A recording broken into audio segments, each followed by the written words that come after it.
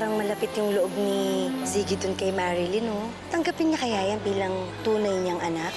Malalaman natin ang sagot dyan kung hindi ka tutupad sa usapan natin. Wala po dito si Ma'am Aida. May kailangan po ba kayo? Ang laki na ng anak mo, no? Oo nga, Ma'am. Ang bilis po ng panahon. Bawal ka makipaglaro sa amin, hindi ba? May naisip akong lugar kung saan masarap magtaguan. Ano nangyari? Bakit nasira? Aminin mo na, Marilyn, ikaw nakasira ng gown, hindi ba? Pero Nisha ka talagang bata, ha? Alam mo ba kung anong halaga ng gown na sinira mo? Siguraduhin mong maayos ang pagkagawa niyan. Yung pulido ang pagkatahi, yung hindi mahahalata ng kliyente na winasak ang gown niya. Opo, tita. Madam, narinig ko kung ano nangyari. Mabuti naman. Pagsabihan mo yung anak mo. Kung ano pong kasalanan ng anak ko, kung ano pong nasira niya, iawas niyo na lang po sana sa sweldo ko. Ay, huwag kang mag-alala. Dahil talagang yun ang gagawin ko. Sa laki ba naman ang winasak ng anak mo? Handa naman po ako magsilbi sa inyo kahit habang buhay. Mabayaran lang ho ang pagkakautang ko sa inyo. Pero wag niyo naman sanang sinasaktan ang anak ko. I don't have time for this. Kahit ako na lang musa ng parusahan niyo. Kahit ako na lang yung hampas-hampasin ninyo. Hindi ako magrereklamo. Tanggap ko yon. Pero madam, wag naman po yung anak ko. Pinagsasabihan mo ba ako? Tita, ayusin ko na lang po itong damit. Ako na pong bahala kay Perlita. Ngayon na! Opo. Layas! Halika na. Punta natin ang anak mo. Kapal ng mukha? Halika nga dito. Sabi mo nga sa akin yung totoo. Si Marilyn ba talaga ang sumira ng gown o ikaw? Sinabi naman niya siya ang sumira ng gown, hindi Sinabi lang niya yun, pero yung ba totoo? Siya ba talaga ang sumira? Ouch, Mommy, you're hurting me. Anong ouch, Mami, you're hurting me? Sasaktan talaga kita kapag hindi mo sinabi sa akin ang totoo. Ngayon, sabihin mo sa akin, ikaw ba ang sumira ng gown? What the? Ginagawa mo? Come here. Ginagawa mo? Daddy, si Mommy, she hurt me. It's okay. Don't cry na.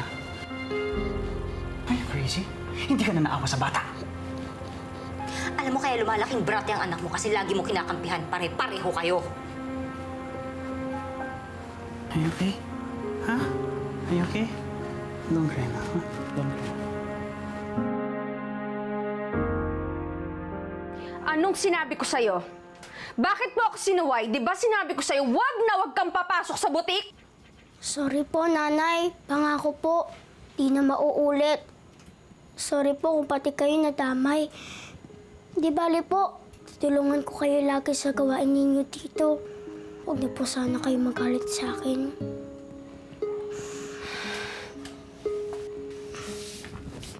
Hindi naman ako galit eh. Ayoko lang yung sinusuway mo ko. Alam mo, lahat ng sinasabi ko sa'yo, tatandaan mo. Lahat ng binibiling ko sa'yo, para sa'yo lahat yun. Iniingatan lang naman kita, anak eh. Tignan mo to na yung nangyari sa'yo, nasaktan ka. Sorry po talaga, Nanay.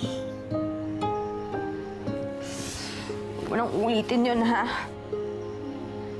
Mahal na mahal kita. Mahal ko din po kayo, Nanay. Bakit ba sinabi mo na ikaw nakasira ng saya?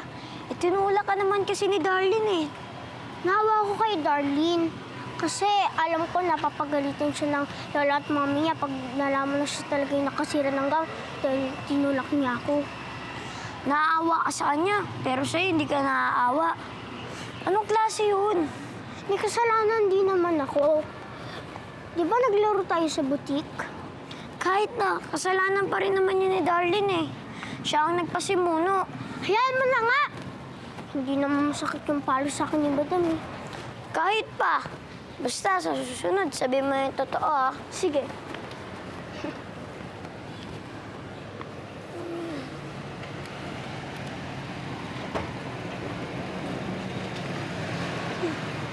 Marilyn Jerome, wait!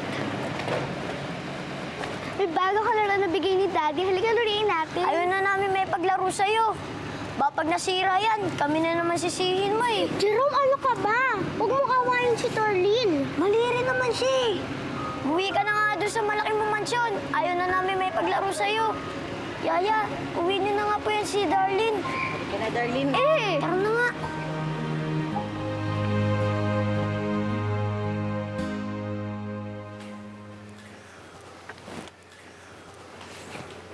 Hi, Marilyn. Gusto ba sa'yo na lang ako? Hindi ba paboritong laruan mo yan? Ba't mo binibigay sa akin? Sige na, kunin mo na. Para may manika ka rin. Sige na. Huwag mo yung kukunin, Marilyn. Baka sabihin niya na naman, ninakaw mo yan eh. Hanggang ngayon, ba galit pa rin kayo sa akin? Maliin rin naman kasi yung ginawa mo eh. Sorry na, gusto niyo puntahan ko si Lola. Sabihin ko na sa kanya yung totoo. Wag! Hindi mo kailangan gawin yun. Hindi ka galit sa akin? Bati na tayo? Hindi naman talaga akong galit sa'yo eh. Sus, gusto mo lang may pagbati kasi gusto mo makuha yung manika, no? Hindi ah! Pati ikaw, Jerome, bati na tayo. Peace na tayo, please. Makipagbati ka na. Wari ka pa eh.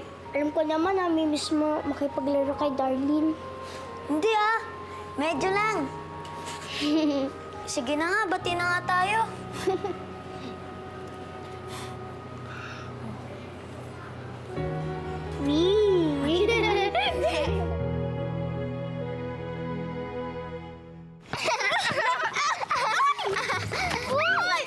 Yung bola! Ayoko na! Punasan mo nga ako. Ang init, grabe, pay-puyin mo nga ako. Sana parati wala yung lola mo, para parati tayo mapaglaro. Okay lang naman kay Lola na makipaglaro ako sa inyo. Ang ayaw niya, kay Marilyn, pangit ka daw kasi. Hindi pangit si Marilyn, ah. Ang cute niya nga eh, nakakata-cute. Che! Oh, Marilyn, nasa lima. Ano ka ba?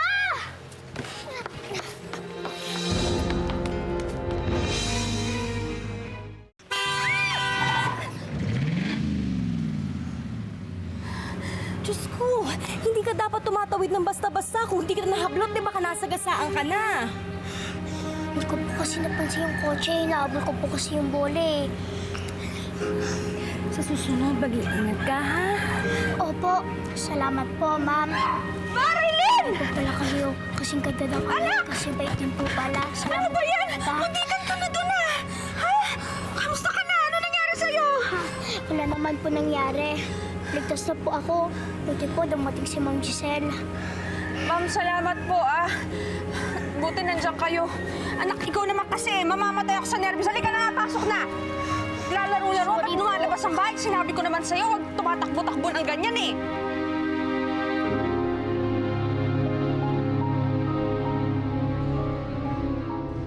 Mabuti naman at pinagbigyan mo tong invitation ko to have lunch with me. I really do wanna know you better. I think we can be good friends because we have a lot in common. Mami, I want to go to the CR. Kasi pakisamahan na muna si Darlene. Ayoko kasi. Gusto ko ikaw. Darlene, sige na, magpasama ka na kay yaya mo, ha? Kaya na, Darlene, uwi tayo.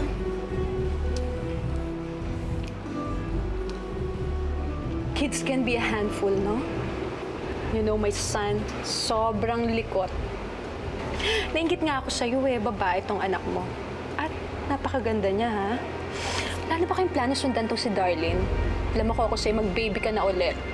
At sana babae, nakasing ganda mo ulit, di ba? Parang may masama yata dun sa food. Biglang sumama yung tiyan ko. I'll get the bill, ha? Excuse me, waiter. Excuse me.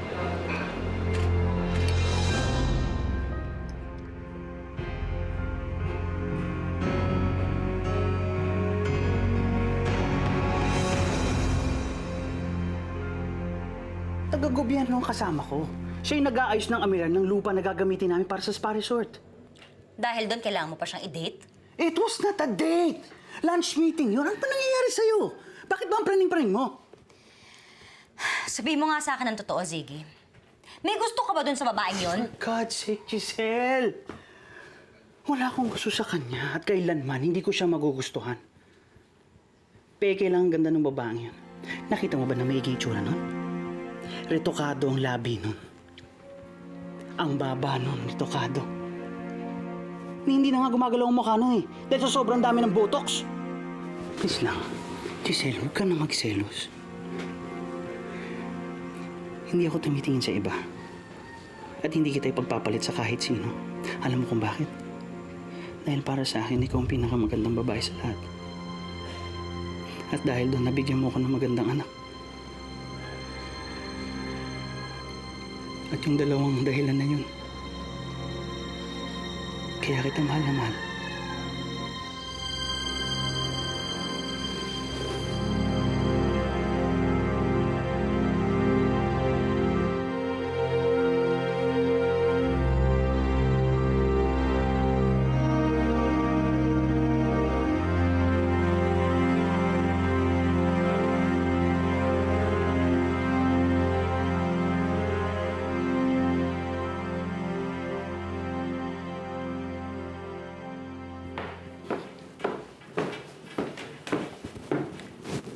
Oh. Darlene, anong ginagawa mo dyan? Bakit mo naman ginagalaw yung mga makeup ko? Sorry, Mami. Gusto ko lang naman gayahin kaya I want to look as pretty as you. Sige na. Punta ka na dun sa yaya mo, ha? Sabi ni Daddy, kaya daw ako maganda kasi kamukha kita. Kaya ba din pangat si Marilyn kasi pangat rin nanay niya? Kailan ka pa natutumang lait ng tao, ha? Sino nagturo sa'yo ng ugaling yan? Si Lola po. Nasasaktan ako. Ang yabang-yabang mo naman. Porkit maganda ka kung makapanlait ka. Stop, Mami. Tingin mo nga yung kakatawag mo sa akin na mami.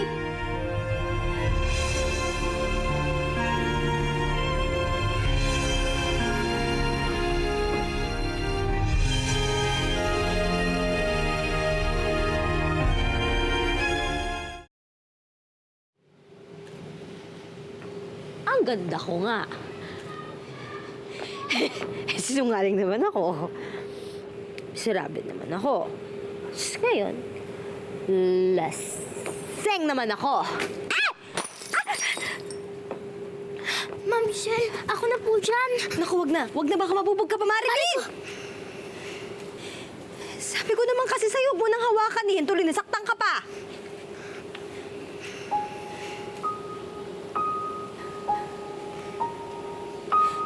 Marilyn, siguro, masamang taon tingin mo sa akin, no? Hindi po. Ang bait-bait yung nga po sa akin eh.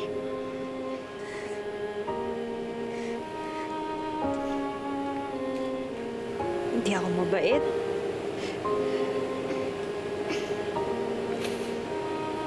Makasarili ako.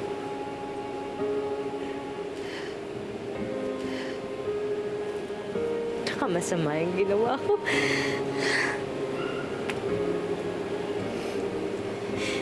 Sana pagdating ng araw, patawarin mo ako, ha?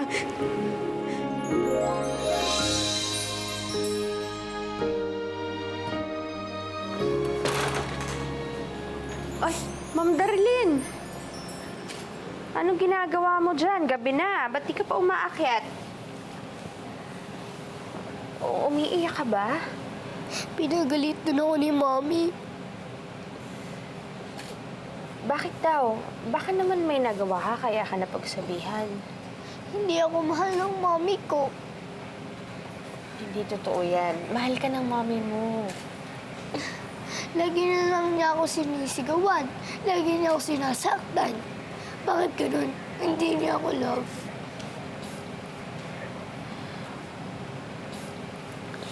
Alam mo, lahat ng nanay mahal ang anak nila. Baka naman mainit lang ang ulo talaga ng mami mo, kaya ka na napagsabihan. Pero alam mo, pag pinakita mo sa kanya na mag-good girl ka ulit, matutuwa na yun ulit sa'yo. Kaya huwag ka nang umiyak. Gusto mo ba maging kamukha kita? Papangit ka din. Mahal niyo po ba si Marilyn? Siyempre, mahal na mahal. Anak ko siya eh. Mabuti pa po si Marilyn kasi mabait po kayo sa kanya. Sana po, kailangan ng nanay ko po. Kakali.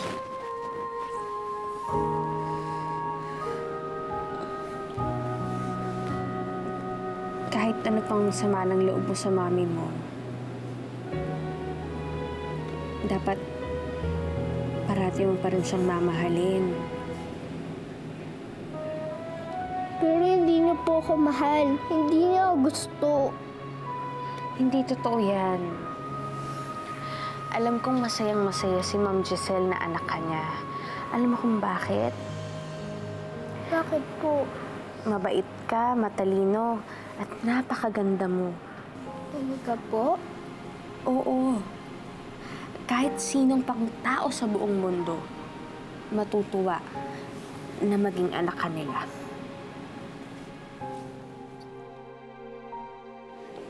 Marilyn, pagdating ng araw, patawarin mo ko, ha? Po, wala naman ho kayong kasalanan sa akin eh.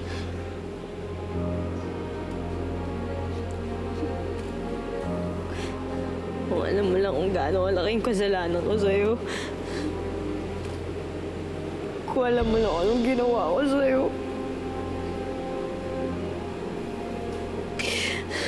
Marilyn, patawarin mo ko, anak. Anak? Tinawag niyo po kong anak? Ma'am Giselle, ako po si Marilyn. Hindi po ako si Darlene.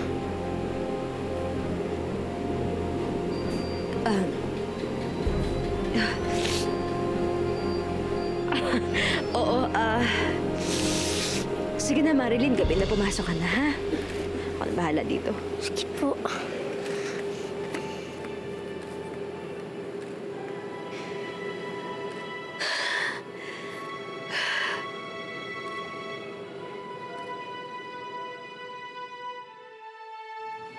Sige na, pumanik ka na. Gabi na, magpahinga ka na. Itong tatandaan mo. Kung nalulungkot ka, kailangan mo lang kausap, nandito lang ako para sa'yo.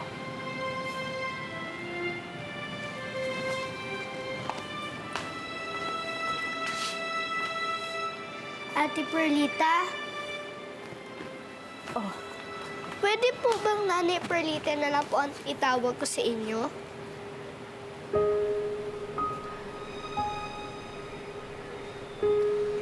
Good night, Nanay Perlita.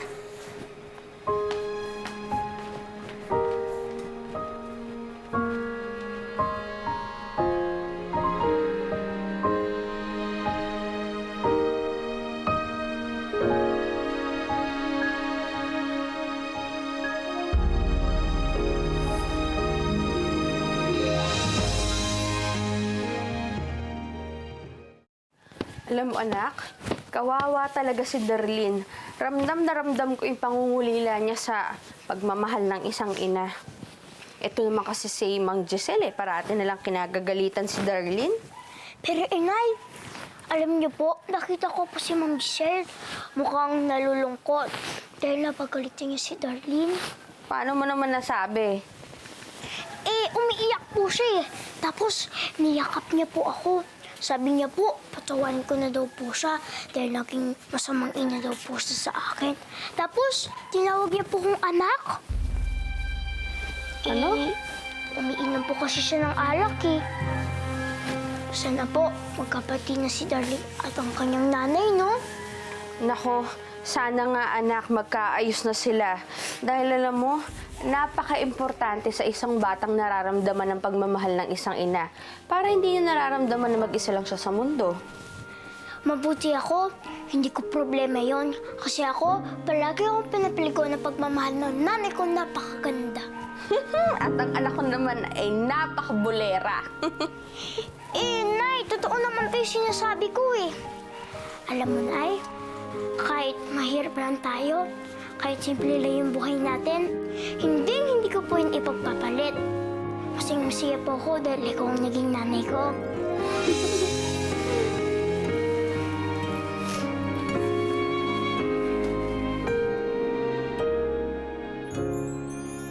Bakit naman biglaan yung out of town ninyo? Nandito kasi sa Pilipinas yung isa sa mga Chinese investors namin. We want to tour him around the beach kung saan namin planong itayo yung resort. Sama na lang kaya ako.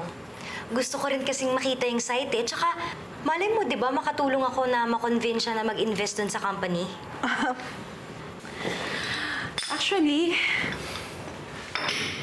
you don't have to bother, dear. Kaya na namin to. And you don't have to worry about Ziki. Ako nang bahala sa asawa mo. I'll keep an eye on him. Besides, walang mag-aalaga kay Darlene. Mas maganda kung dito ka na lang at asikasuhin mo yung birthday party ng anak natin. Let's go. Let's go. Go ahead. Bye.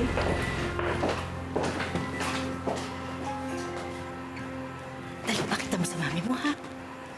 Mami, look, ang taas na ng grades ko na yun. Really not now.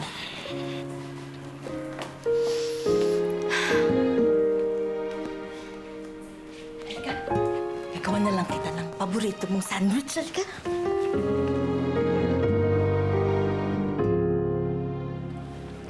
Dapat dumaan muna tayo ng library.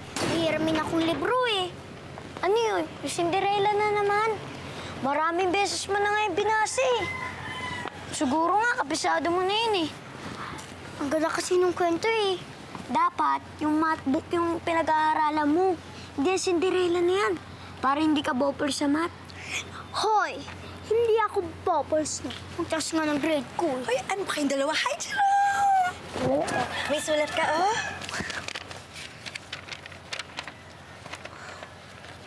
Nay, Tay! Totoo po ba to? Nakapasa po ako doon sa Science High School. Yung pinag-applyan ko po. Talaga? Ang galing-galing talaga ng anak. Oh, Jerome, doon ka na ba mag-aaral sa susunod na pasukan? Ayoko dyan. Gusto ko sa private school yung pumasok. Pero Tay, magkaparehas lang naman po ang private tsaka ang public eh. Mas mapagtipid lang po tayo pag sa public. Tama si Jerome, Romy. Ano ka ba? Alam mo namang hindi naman ganun kalaki yung ipon natin eh. Sabi, gawa mo ng paraan. Kausapin mo yung mga kamag-anak mo. Baka pa pwede sila na magpaaral kay Jerome. Doon sa pinapasukan ni Darlene. Doon? Mahal doon. Ano ka ba? Para sa akin ba hinihingi ko? Ha? Sa anak ko naman na. Sa anak natin, di ba?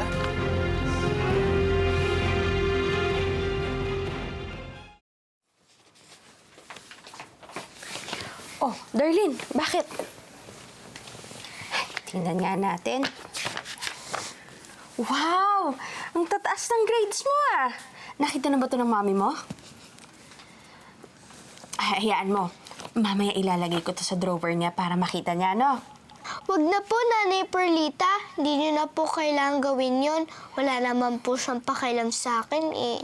Ayan ka na naman, ha? Pinangungunahan mo na naman ng mami mo. Nay! May surpresa po ako sa inyo. Ito po ako, naka-perfect po ako sa exam namin kanina.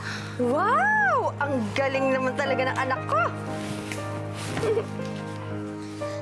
Sus, ang dali-dali lang pala ng exam ni. Kahit sino, pwede ma-perfect yan. Alam nyo, hindi naman mahalaga kung mahirap o madali yung pagsusulit. Ang importante doon, ginawa niyo yung best nyo. Kaya ako, proud ako sa inyong dalawa dahil pareho kayong magaling. Here!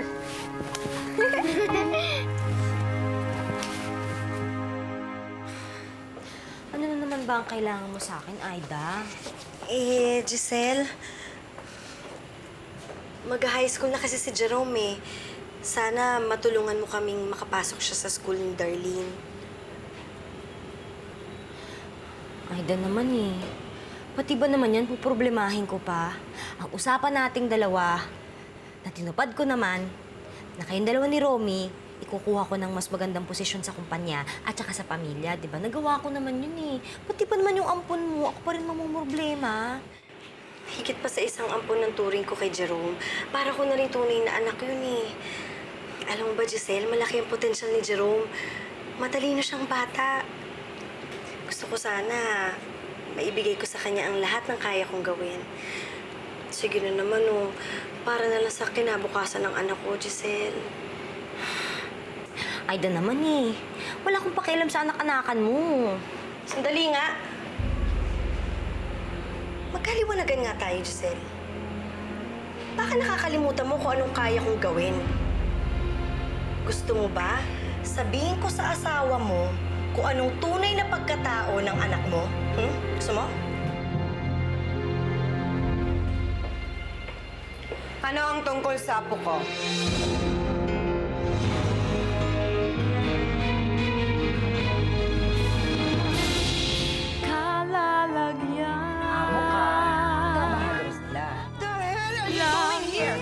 Siyempre naman natakot ako. Kaya hindi nila ako gusto eh. Patawarin mo ko na nagmana ko sa itsura ko.